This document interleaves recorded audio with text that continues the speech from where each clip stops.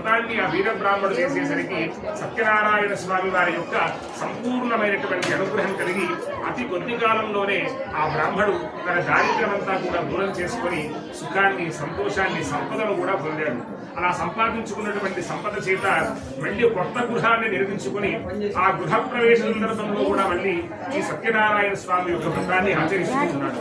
అలా ఆచరిస్తూ ఉంటే కట్టెల మూకునేటువంటి ఆయన అడవికి వెళ్లి ఎండలో బరువైనటువంటి కట్టెల మూకంతా కూడా తీసుకుని బాగా దాహం వేసేసరికి ఆ కొత్త ఇంటి ముందు నడుచుకుంటూ వెళ్ళిపోతూ దాహం స్వామి యొక్క వ్రతం చేస్తూ ఉంటే మధ్యలో ఆపణ విషయం లేక అక్కడే ఉండి వ్రతమంతా కూడా చూసి తీర్థము ప్రసాదము కూడా స్వీకరించి ఆయుధంలోనే స్వామికి నమస్కారం చేశాడు. ఓ స్వామి, నేను కూడా ప్రతిరోజు అడవికి వెళ్ళాలి, ఎండ ఉన్నా, వర్షం ఉన్నా, చలి ఉన్నా వెళ్ళి కట్టెలన్నీ కూడా కొట్టుకుని వచ్చి అవన్నీ కూడా లాభానికి అమ్ముకుంటే తప్ప నా జీవనం గడవదు.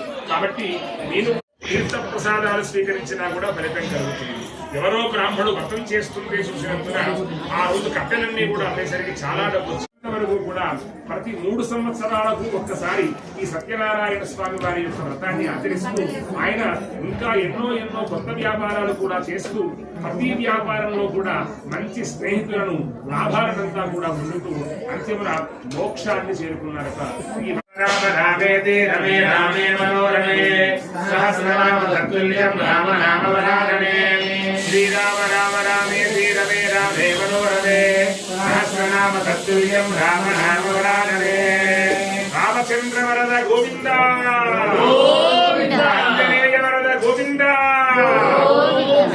పార్వతీ పతయే హర హర మహాదేవ శంభో శంకర హర.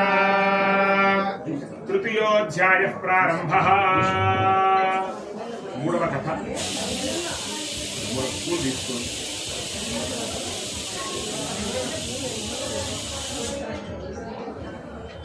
తృతీయోధ్యాయ. పూర్వము రుద్రామవుడు అనేటువంటి ఒక రాజు ఉండేటువంటి వారు